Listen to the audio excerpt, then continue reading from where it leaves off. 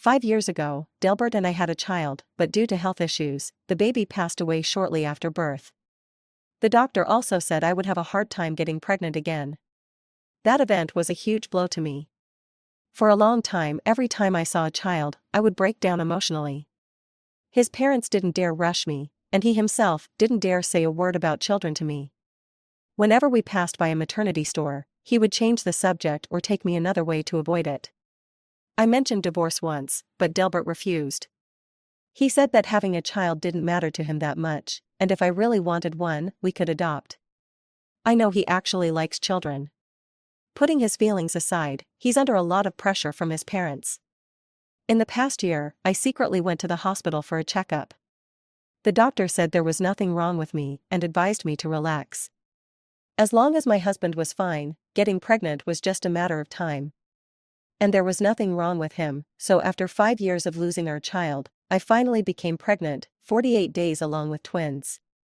When the doctor confirmed it was twins, tears immediately welled up in my eyes. Fate took away one baby, but now it's giving me two. Delbert would be so happy to hear this news. Without a moment's hesitation, I took the pregnancy test results and went to find him at his office. I drove to his company building, and as soon as I got out of the car, I saw a tall man holding hands with a little girl. I couldn't hear what the girl asked, but the man stopped and knelt down, patiently explaining something to her. The midday sun bathed their faces, and it was a beautiful sight. I thought, if that's Delbert, he would definitely treat our child with the same tenderness. He would be a great father. A woman standing nearby softly suggested, "Gil, Daddy's busy. Let's go home now, okay?" "No, I want to stay with Daddy," the little girl said stubbornly, hugging the man's arm and refusing to let go. "Gil. Daddy has to work now. How about we wait until he's off work, to spend time together?" The man bent down to lift the child up, but when he turned his head and saw me, his face froze. It really was Delbert. But the child calling him Daddy wasn't ours. Standing next to him was his ex, Janice. When did they have a child? Ingrid, seeing me, Delbert gently set the little girl down, stood up, and walked toward me. "What are you doing here?" he asked, his voice a little tense. Then he added, "Don't you have work today?" If I didn't come, how would I have seen such a warm scene? I smiled lightly, but my heart felt like it was bleeding. I had just confirmed my pregnancy at the hospital, and now I was turning around to see him with a child who looked about 4 or 5 years old. "Long time no see," Janice said, pulling the child behind her. After greeting me, she explained softly, the child insisted on seeing her father. I had no choice but to bring her. "You two go ahead, I'll take Gil home now." "No need, I'm the one who should leave."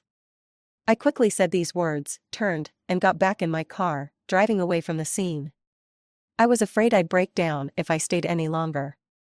But no matter how much I tried to hold myself together, when I got home, I completely broke down.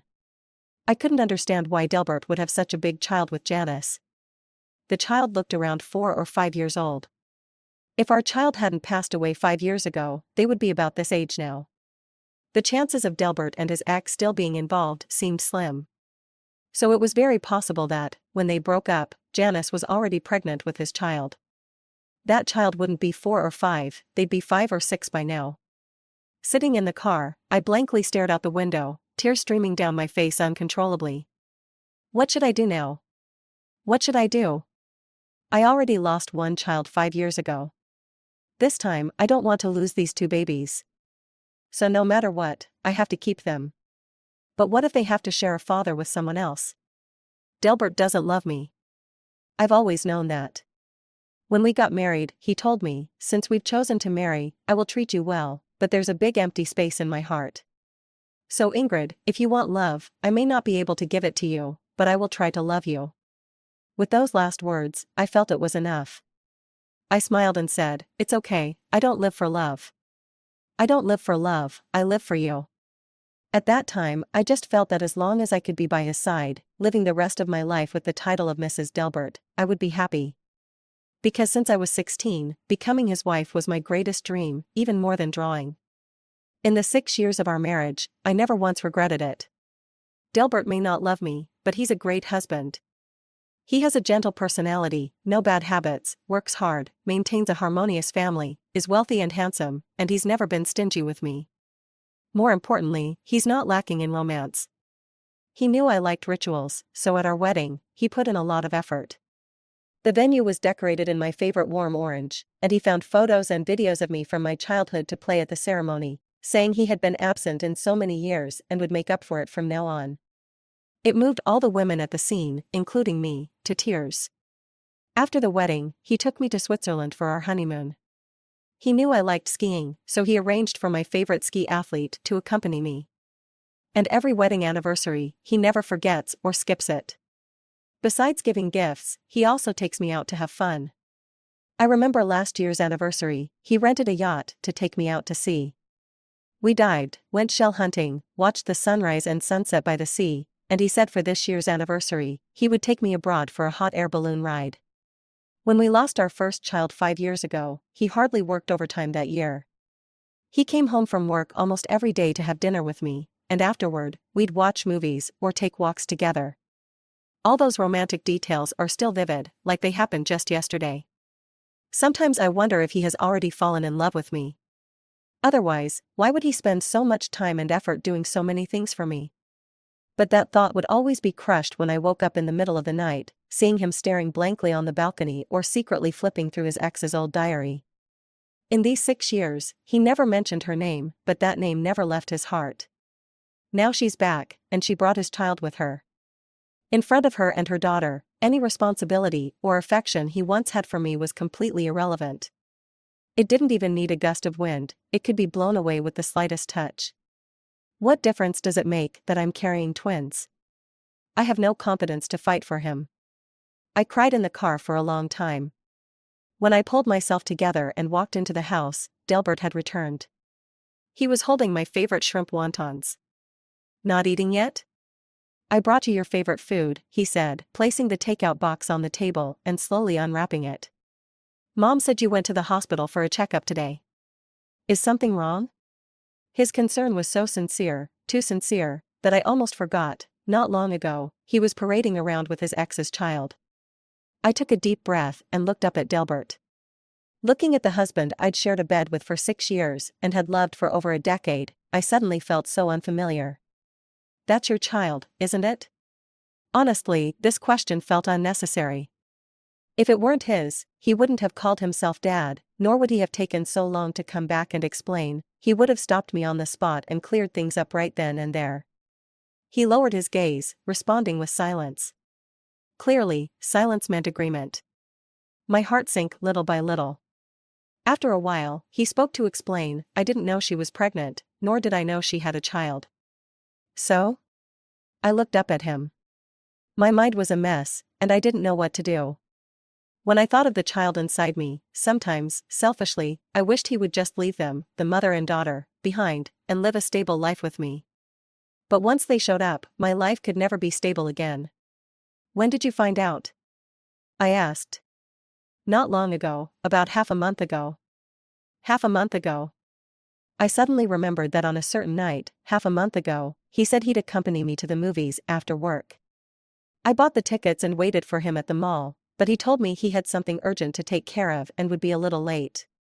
I thought he was working overtime, so I went ahead and watched the movie alone. He came back late that night. After that, he often worked overtime, and sometimes when I offered to bring him lunch, he always had an excuse, saying he was eating out.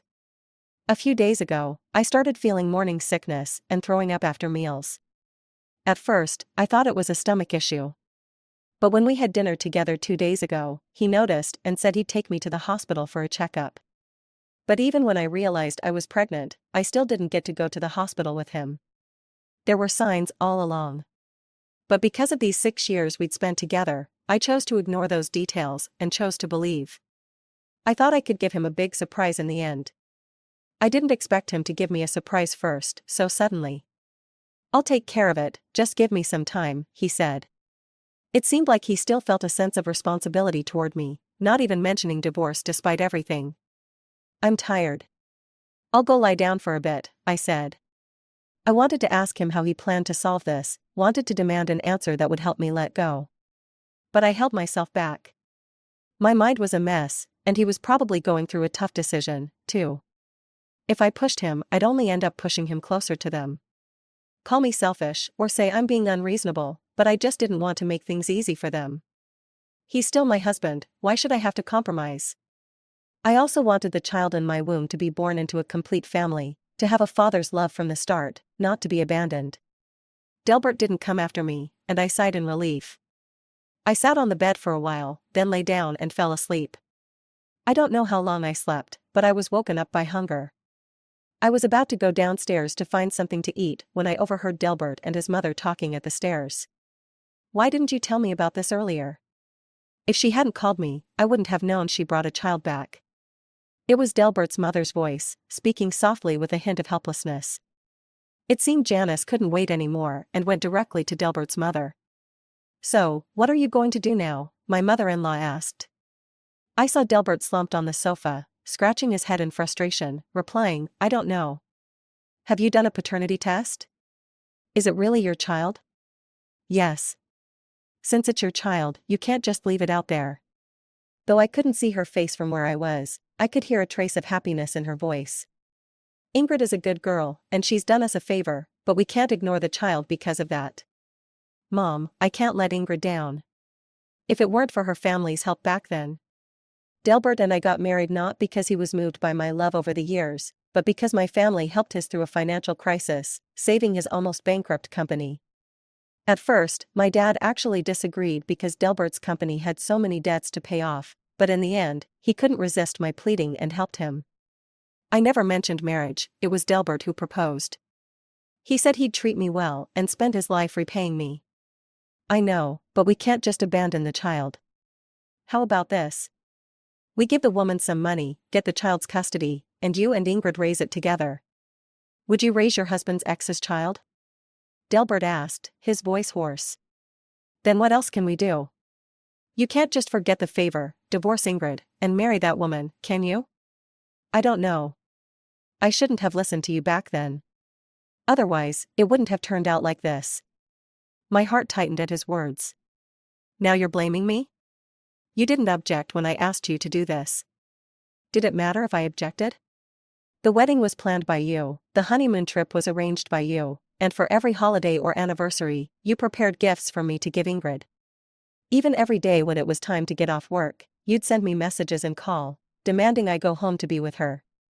Delbert paused for a moment before continuing, if I didn't do everything right, you'd bring up how her family helped us, telling me not to forget our debts, that I should be good to Ingrid, that Janice left because she was a gold digger, and that Ingrid is the good girl I can't let down.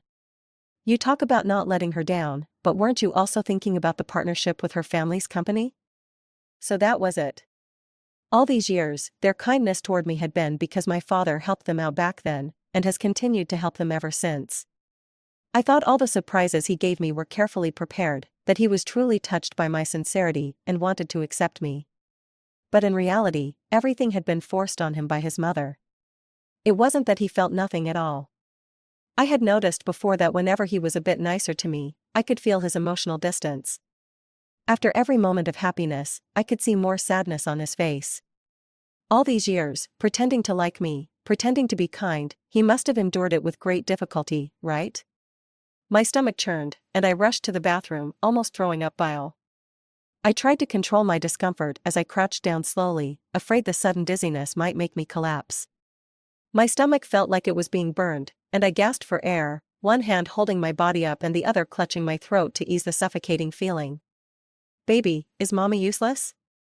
After all these years, I couldn't even tell if someone was being genuine or fake. I don't know when Delbert and his mother left.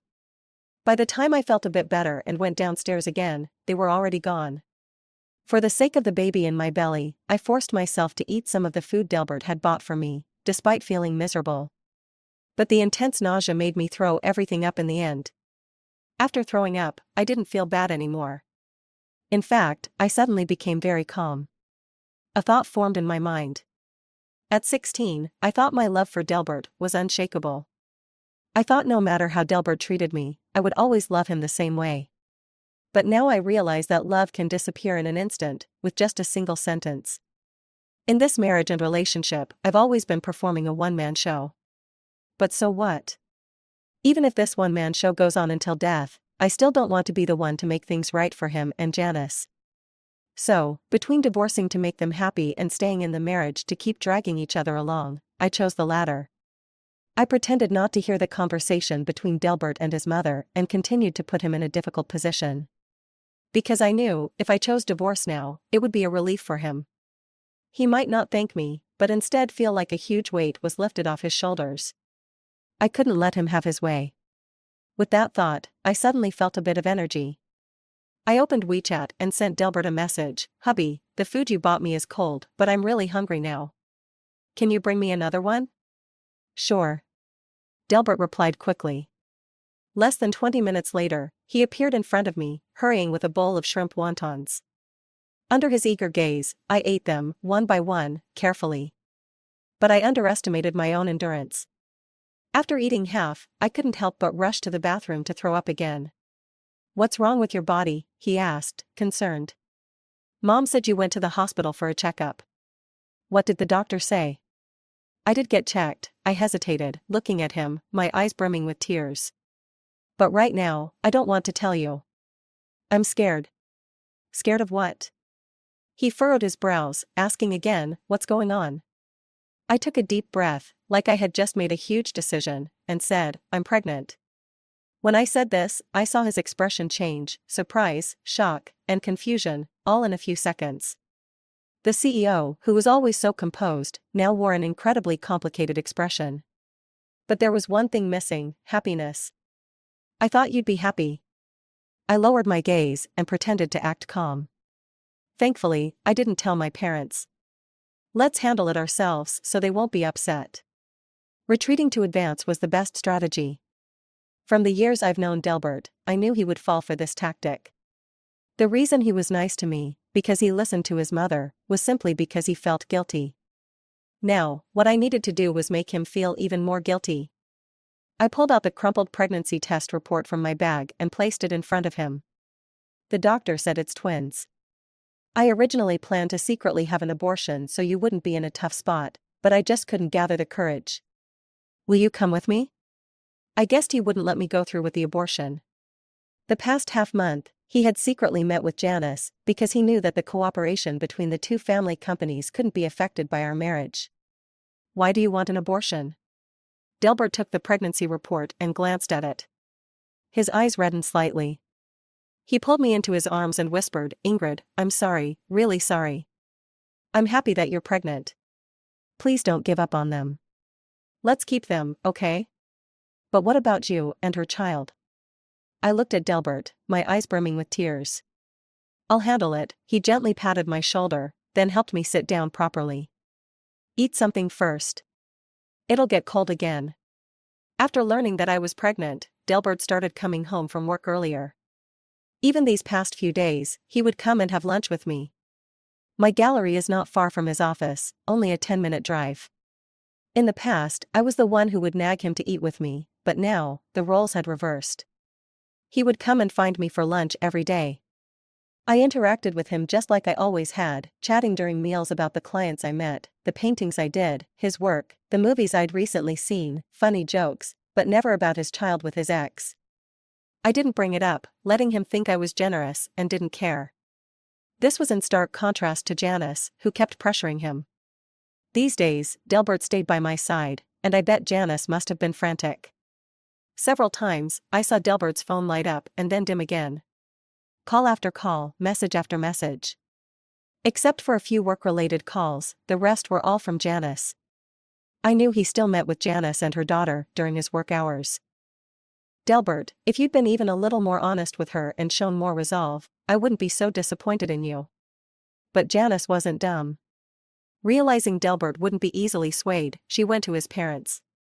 On the weekend, Delbert and I went back to the old house for a meal, and to my surprise, that child was there too. Her mom said she has a business trip for 2 days and no one can watch the kid, so she brought her over. My mother-in-law looked guilty, as if she were afraid I'd be upset. She sighed and muttered. I told her I didn't have time to watch, but she said to just leave her here to take care of herself. There's nothing we can do. We can't really just ignore her.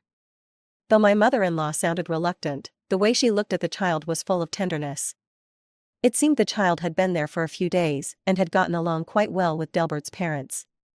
I could understand it, though. They were both in their 60s, and seeing their peers with grandchildren, they must have been envious. I could just imagine the smiles on their faces when they took the little girl out and were praised for having such a well-behaved, pretty granddaughter. "Daddy." The little girl walked shyly toward Delbert and softly called out to him. Seeing her trying to jump into his arms, but too afraid to do so, I felt a pang of sadness in my heart. I should hate this child, because her presence made me realize that my seemingly perfect marriage was just a facade. It turned my hopes of having two little lives into a joke. But looking at her fragile body and pitiful, scared expression, I couldn't bring myself to hate her. Clearly, under her mother's guidance, she hated me. When she saw me walk into the villa, she ran up and hit me. "You bad woman. You're the one who doesn't let Daddy see me, you're the one who makes Mommy cry secretly at night. I hate you." "Gil, what are you doing?"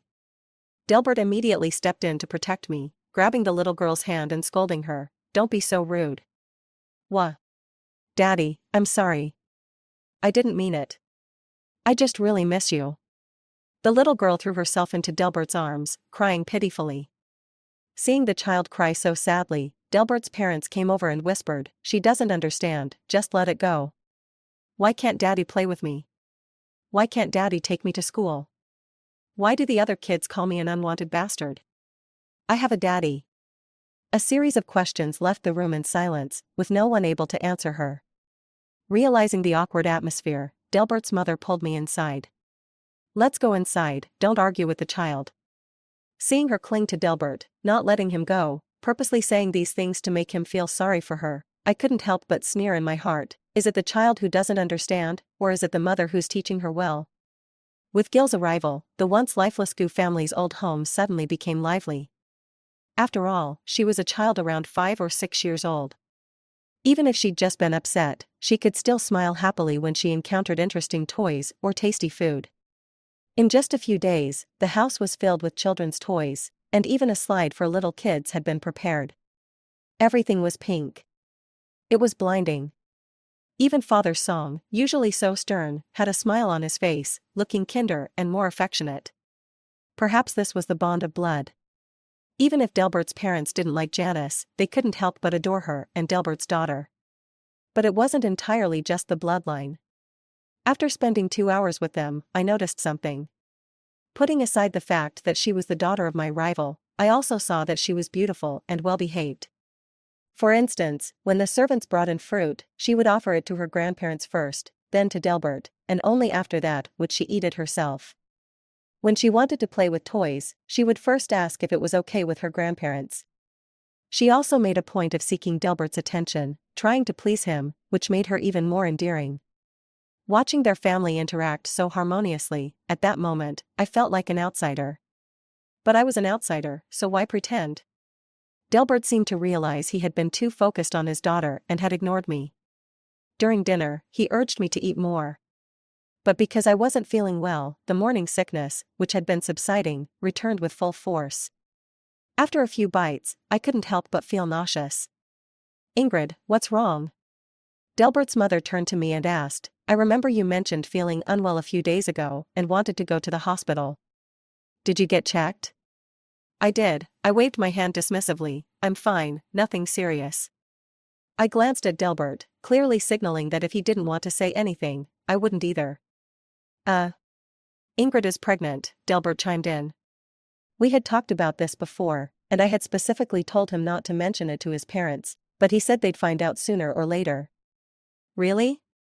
Delbert's mother looked pleasantly surprised and beamed. "Ingrid, why didn't you tell us something this big?" She glanced at Gil, almost unconsciously. I guessed she was thinking about how Gil had just rushed over to hit me earlier. After all, having a child in your belly makes all the difference. "What does pregnant mean?" Gil innocently asked, looking up. Delbert's mother laughed. "Pregnant means, you're going to have a brother." Sure enough, Delbert's parents had a strong preference for boys. They'd say boys and girls were the same, but in reality, they weren't. I lowered my head, thinking, my child doesn't have an older sister, just an older brother who passed away 5 years ago. When they found out it was twins, Delbert's parents were even more excited. They smiled so widely that their mouths almost reached their temples. The real reason I came here was to let Delbert tell them this news. The day after dinner at the old house, Delbert's mother suddenly suggested moving in with us, saying she wanted to cook for me and take care of my daily needs. Since I had lost a child before, she was especially worried, particularly since I was pregnant with twins this time. I didn't refuse and enjoyed their care. Because deep down, I had a very malicious thought: the higher the expectations, the more painful it is when you lose something in the end. When I was pregnant with the previous child, I took care of myself and never bothered Delbert with doctor visits. But this time, I was smarter. I would make excuses for feeling unwell and asked Delbert to accompany me to every prenatal checkup. I'd come back and tell his mother, "In 2 months, we'll be able to tell the gender. The doctor will tell me." What's the point of asking? Boy or girl, it's fine either way, Delbert's mother said casually, but then quickly added, "But it'd be nice to know so we can prepare for the babies in advance." No matter if it was a boy or girl, neither would belong to them. If the child I lost 5 years ago had lived, she'd probably be as big as that girl by now. These past few days, I've been dreaming about that child. In my dream, she said to me, "Mom, I want to play with my brothers, I want to play with my brothers." Those words clearly made my mother-in-law's face darken. She sighed and took my hand, saying, "Forget the past. Focus on having these babies. If you don't want to see that girl, I won't let her come to the house again." I continued to pretend the child isn't at fault. After all, she's Delbert's daughter. If you want to bring her back to the house, I won't say anything. I'll just try not to go to the old house in the future. That won't do, my mother-in-law, with her traditional mindset, said firmly. You'll be weak after giving birth. Delbert and I can help take care of the babies. Once I had achieved my goal, I lowered my gaze and said no more. Don't worry, we won't let you suffer. I didn't ask, but I knew that from that day on, Delbert's parents never allowed Janice's child to show up. The toys they had bought for her were sent directly to Janice's house. To prepare for the 2 little lives in my belly, they spent time and effort renovating 2 large rooms, one for the bedroom, and one as a children's playroom. The park outside was also transformed into a playground. Everything was in shades of blue, and the toys were all boyish, like toy cars and toy guns. It's only been 3 months, you don't need to rush, I said. Better to prepare in advance, they replied. I gently rubbed my slightly visible belly and said in a soft voice, "Babies, your grandparents love you so much. Make sure to love them back when you're born." The couple beamed, clearly pleased, and they became even more eager to prepare little things for the babies. Perhaps because Delbert and his mother were always around me, Janice wasn't happy. She called me and invited me out. She brought her daughter with her, and the 2 of them looked pitiful together. Anyone who didn't know would probably think they were the original family, and I was the third party bullying them. As soon as I sat down, Janice tugged at her daughter, who was pouting, and told her to greet me. Humph. Her daughter, though small, had quite the temper. She glared at me angrily and turned her head away. She's like this, Ingrid. Don't take it personally. I didn't bother to respond and asked directly, if there's something to say, just say it. No need for all the roundabout ways. After all these years, Janice hadn't changed much. She still had a cold look, a small face, and a helpless demeanor that easily triggered a protective instinct in men. Delbert and I had essentially grown up together. At first, I would always stick to Delbert, following him around, but once he got to know Janice, he began to distance himself from me. Once they got together, Delbert and I completely drifted apart. We couldn't even be friends anymore. Just when I thought they would be together forever, and I'd spend my life carrying this secret love and bitterness, Delbert's family business hit a crisis. For the sake of her future, Janice broke up with Delbert. That difficult time was one I spent with Delbert. I accompanied him to the airport, watching helplessly as Janice went through security. At that time, Delbert was a far cry from the proud person he once was. He was consumed by despair. He cried and asked me, did she ever really love me? She loved not me, but my status, didn't she? Don't be sad, I'm here for you. I'll help you save the company. So, I went to my father, begging him to help Delbert. The day my father agreed to invest in his company, Delbert proposed to me, saying he'd spend his whole life making it up to me. 6 years passed. I was there for Delbert through his lowest days, and after helping him save the company, Janice returned with her child, trying to take Delbert back. There's no such thing as a free lunch. But she actually begged me softly, my daughter is only 5, she needs her father. Can you let Delbert go back to us? Her daughter needed a father, what about my children? I have 2 kids. I took a sip of water from the table, then slowly raised my head to look at the man who had just walked in. I asked him, Delbert, what do you think? Should I let you go to them? I called him over, actually wanting him to make a decision for once. But again, I was disappointed. He turned his head away, lowering his eyes, remaining silent for a long time. It's also my fault. After knowing him all these years, I never realized that, outside of work and school, he was utterly clueless when it came to handling personal matters. Because of his overbearing, well-meaning mother, she'd always managed everything for him, and now, when it came to these matters, he had no idea how to solve them. He felt deep responsibility and guilt toward me, but toward Janice, it was more about reluctance. So, he tried to please both sides, but when it came to choosing between me and Janice, he hesitated. He wanted neither of us to be hurt, for neither of us to resent him. But in the end, he ended up hurting both of us. I'm tired. You handle it yourself, I said, standing up and leaving with my bag. Delbert didn't chase after me. Instead, he comforted her and her daughter, saw them home, then came back. When he returned, he apologized, told me to come to him if I had anything to say, and not to go see them by myself. He promised he'd handle it. I was already tired of hearing these words. How could he handle it at his age? So I decided to handle the unborn child situation instead. But I didn't make a fuss about it. I let him continue playing both sides, dealing with Janice and me. I noticed he'd been under stress dealing with Janice, so I became gentler with him, trying to help him look forward to the good life that awaited once the babies were born. Twins. Surely, they meant more than Janice's single child. In the 5th month of my pregnancy, the weather warmed up, and my best friend, afraid I'd get bored at home, invited me out to shop. She asked, "Are you really going to have the baby and spend your life with that jerk?" I looked up at the clear blue sky and replied, "How could I? Could a heart that's already cooled be warmed again?" Even though the sun was so bright, I couldn't feel a single bit of warmth. "Looks like you've already made up your mind," she said, knowing I had a plan. She didn't press, and when she spotted a drink shop I liked across the street, her eyes lit up. "You wanted a drink, right? Wait here, I'll get it for you." Before I could refuse, she ran over and got in line. I was about to join her, but she pushed me gently and said, "It's hot outside. Go wait in the mall." I felt a warmth in my heart and nodded, "Okay."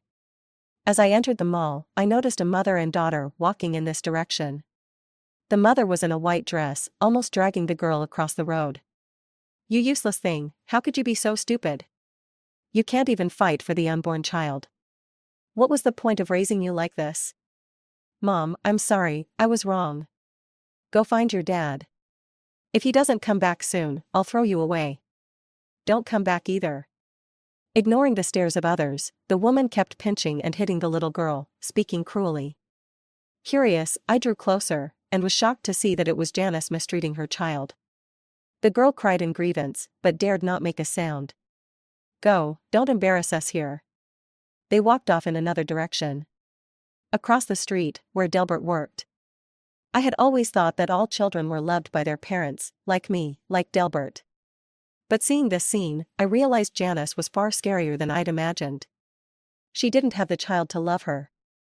She raised her only to use her as leverage over Delbert, to try and get him back.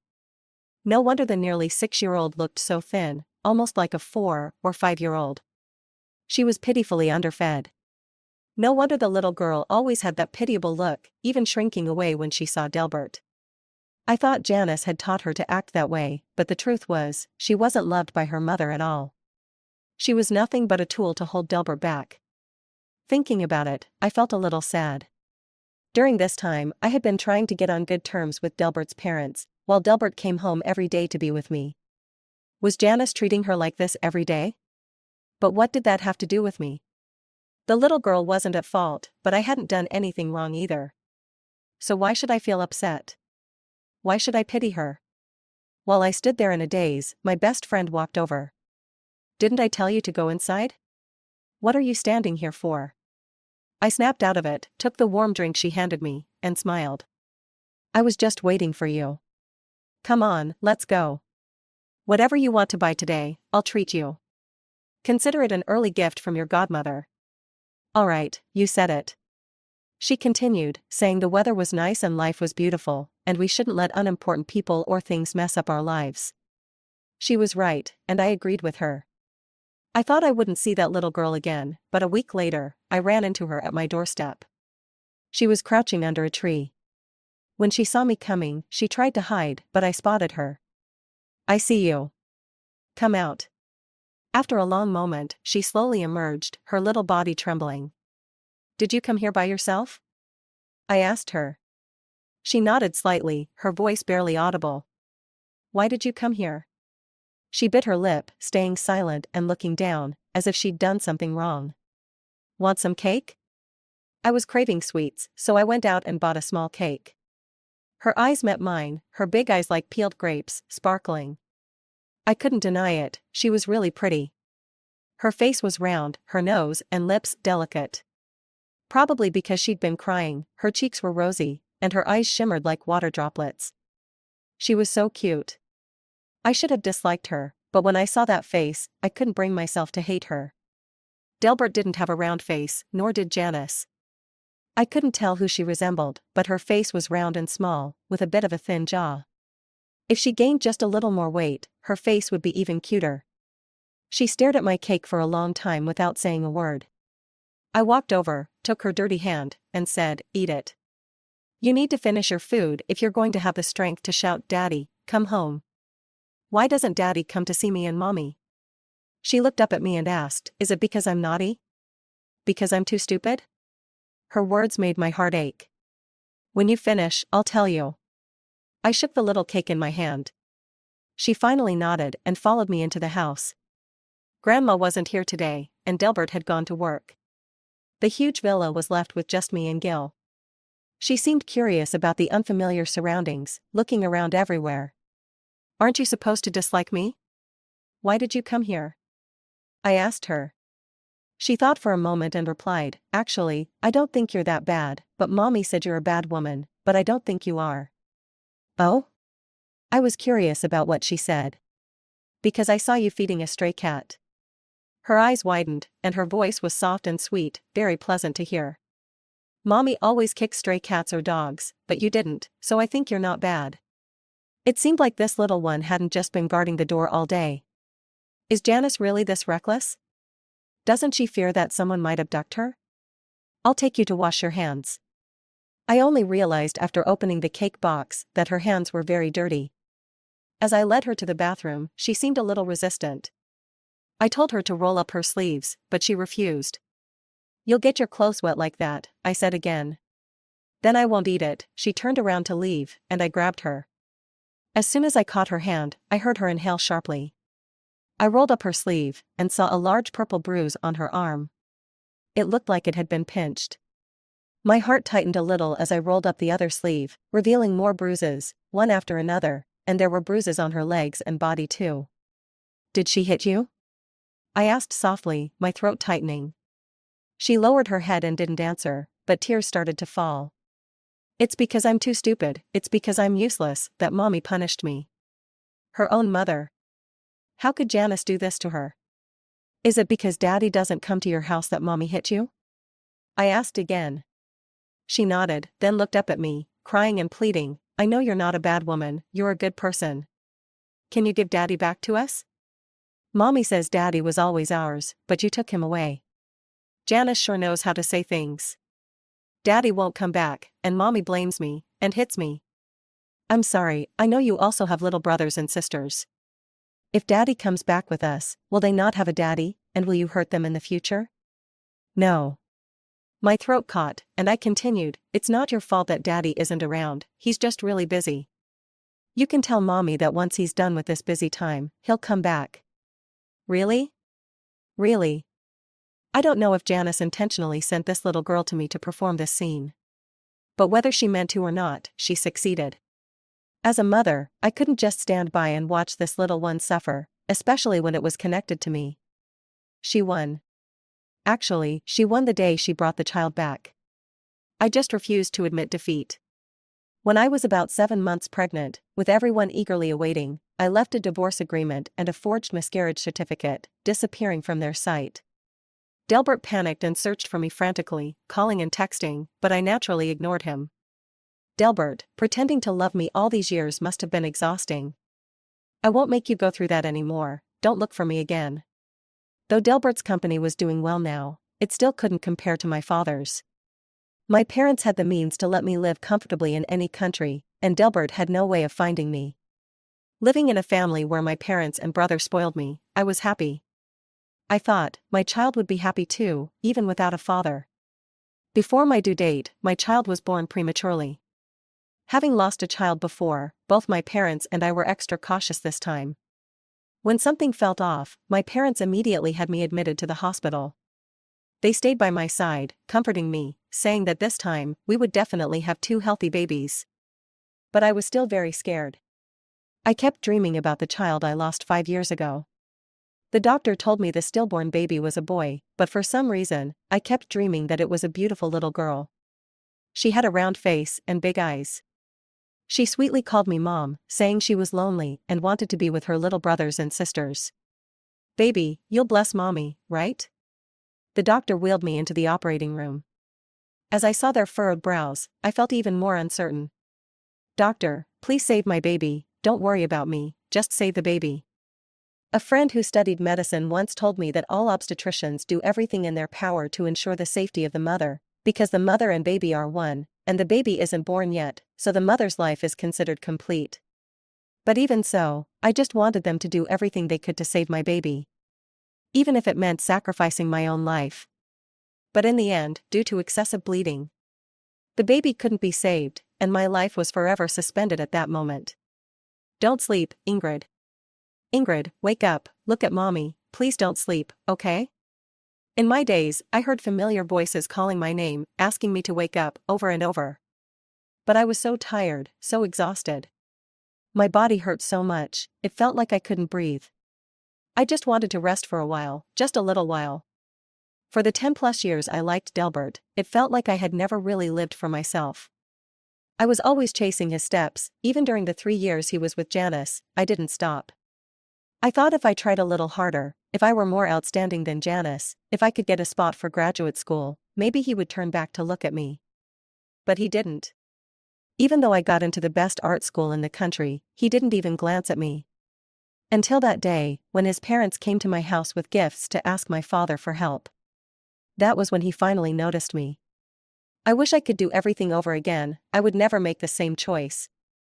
My child surely didn't want to be trapped in this unhealthy family, which is why they didn't want to come into this world. Since they didn't want to, I won't force them either. So, when I opened my eyes again, I found myself back at 22, sitting in a car on my way to meet Delbert. Suddenly, I felt that the sunshine outside was warm. I looked at the young man in front of me, wearing a white shirt and sitting straight, facing my refusal to his complicated, emotional proposal. I directly said, "No, I don't want to marry you anymore, and I don't need you to try to love me. I have my family who loves me, my best friends, and myself. I don't need your fake love." I thought he would feel a sense of relief, but instead, I heard him, eyes red, lowering his head and saying, "I'm sorry. I should be the one apologizing," I said with a bitter smile. "Delbert, your company has too many holes. My father probably won't be able to fill them." I hadn't forgotten the previous life, how much my father sacrificed in resources and money to try to save his company, which was on the brink of collapse. He worked overtime every day, so much so that his hair turned gray. I was too selfish, letting my childish obsession cause my parents to grow old with worry. "All right, it's okay," Delbert said with a relieved smile. I knew it, he never really wanted to marry me. Goodbye, I waved at him to say farewell, thankful that he didn't ask more questions or chase after me. In this life, I had loved too deeply. Having been given a second chance, I wanted to live a better version of myself. When I got home, I reached out to embrace my father and said, "Dad, we're not obligated to help them." "Why not?" "Aren't you?" "I don't like Delbert anymore." His ex-girlfriend seems to be pregnant with his child. I saw her at the obstetrics and gynecology clinic a few days ago. But, shoo, don't tell anyone. Well, alright, I won't say anything. But that brat is awful. He got another woman pregnant and still wants to marry my daughter, and he wants us to help his company? If it weren't for the years of friendship between our families, I'd want to stab him twice. Forget it. They're already like this, I'm too lazy to argue with them. Don't be sad, my daughter. I've always thought he had bad character, and his mom is too controlling. He doesn't have much backbone, so how could he treat you well? You'll meet someone better in the future. I know, but I don't want to get married anymore. I just want to stay with you, Mom and Dad, and my brother. Okay, no marriage then. Your dad will take care of you until you're old.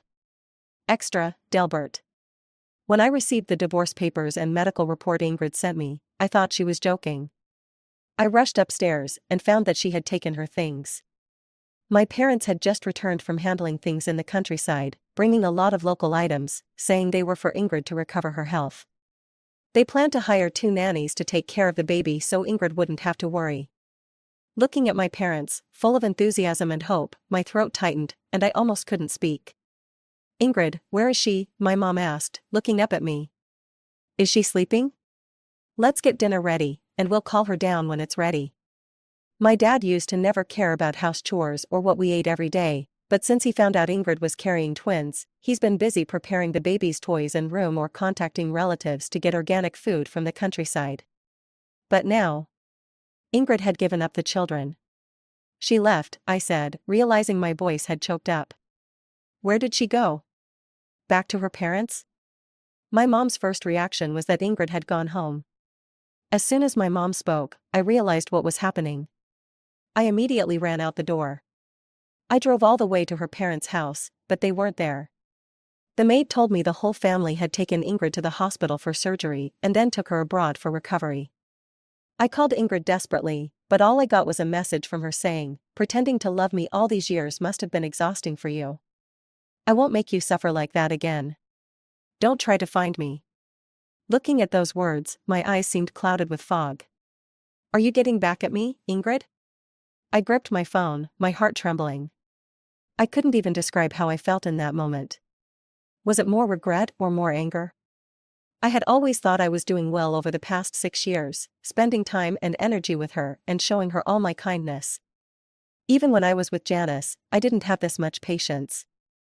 Admittedly, part of why I treated Ingrid so well was because her father helped us, and I owed her. But in truth, the moment Janice showed up with her child, I realized my feelings for Ingrid weren't just gratitude and debt anymore. I didn't want to be apart from her, and I didn't want to go back to Janice. But she didn't give me that chance. When my parents found out, their first reaction was anger. They cursed Ingrid, calling her heartless, accusing her of killing our child. My mom broke down in tears, unable to accept the reality. Yes, the 6-month-old babies had already developed, how could she cruelly abandon them? But if she hadn't hated me to the point of no return, how could she have brought herself to abandon our children? My parents wanted to go find her family, but I stopped them. I knew, even if we found Ingrid, it would be too late. The children were gone. I had once thought that I didn't love Ingrid, only feeling moved and grateful. For 6 years, I had been like a puppet, following my mom's instructions to be good to Ingrid. But was it really only because my mom told me to? No, it wasn't. 6 years ago, after Janice left and the company went through turmoil, I was emotionally down, feeling miserable every day. It was Ingrid who stayed by my side and helped me get through it. She showed me the drawings she made, with the sunshine boy in the picture being me. The confident, optimistic boy who always wore a warm smile was me. She said, "The Delbert I know is the best guy. He'll help the family overcome this crisis and bring the company back to life." She said, "Delbert, I'll be by your side. I'll always be with you." For 6 years, she stayed by my side, never leaving for a single day. But now, when I return home from work to the huge empty house, there's no warm food waiting for me, no hug as she runs to greet me. No trace of her, as if she had never existed. At that moment, I understood. It wasn't her family's power or the children in her womb that I loved. It was her. Even though she had abandoned our children, I still wanted to win her back.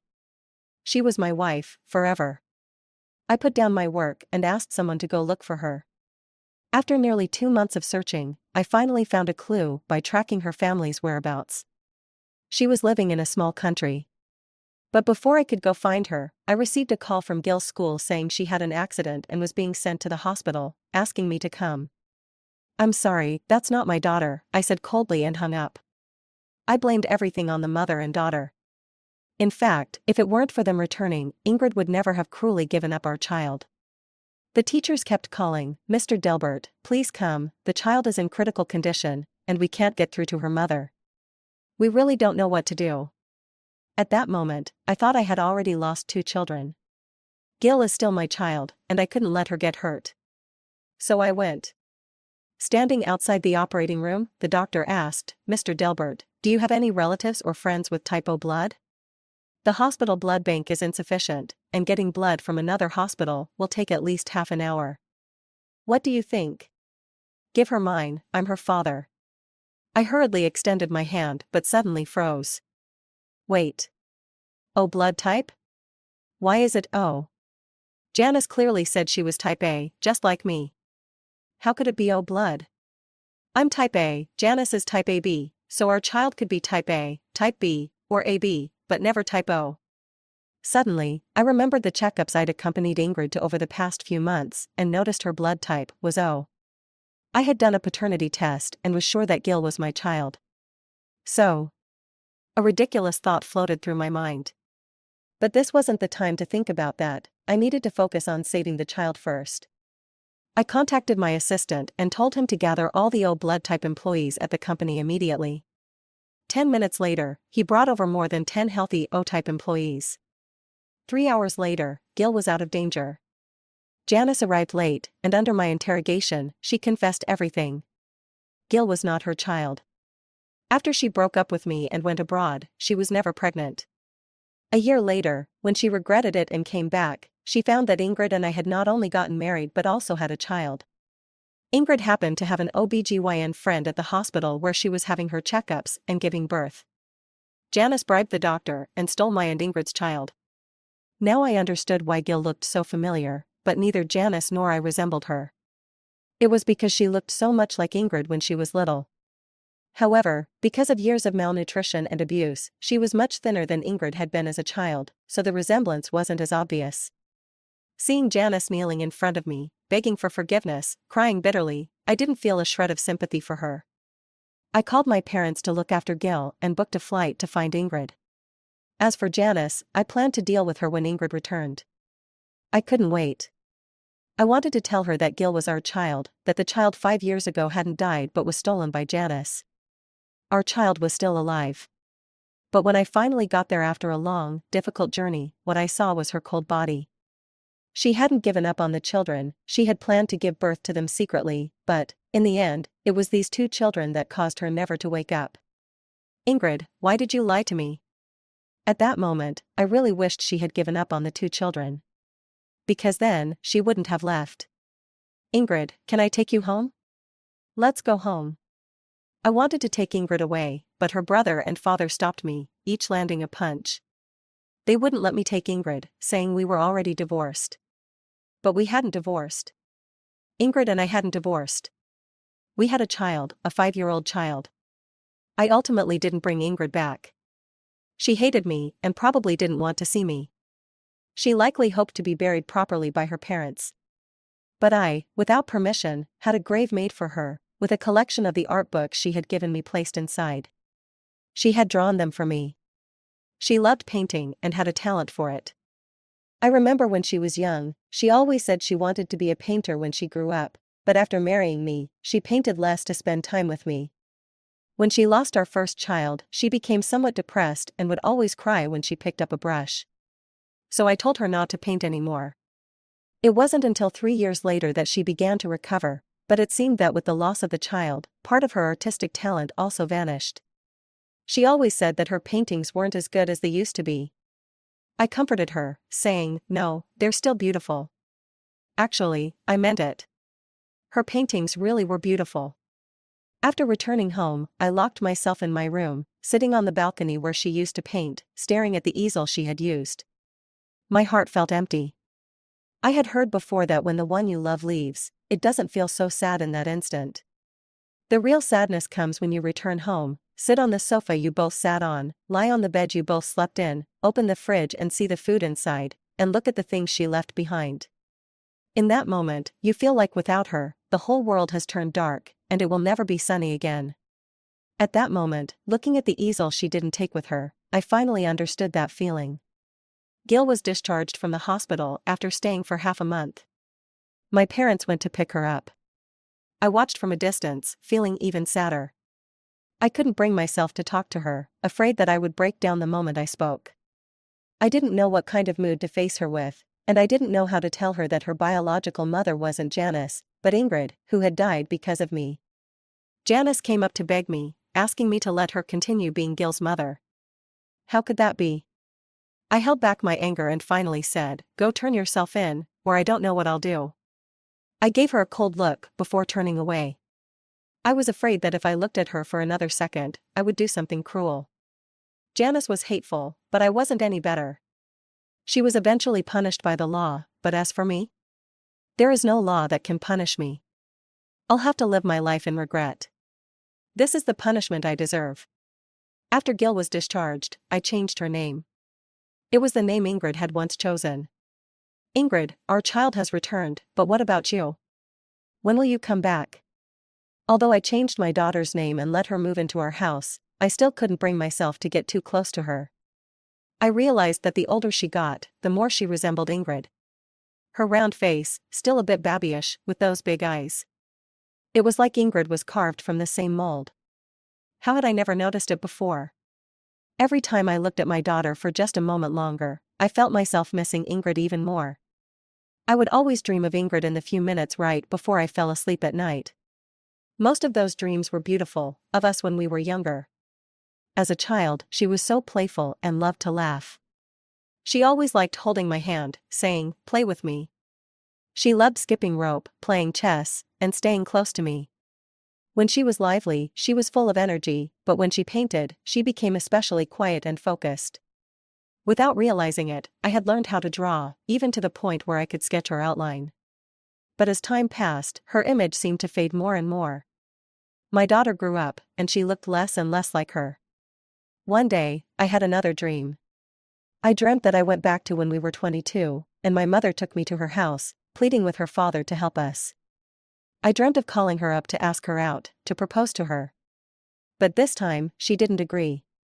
Looking at her fair, serious face, tears suddenly welled up in my eyes. I suddenly realized, this wasn't a dream. I really had come back, and so had she. But we could never go back. End.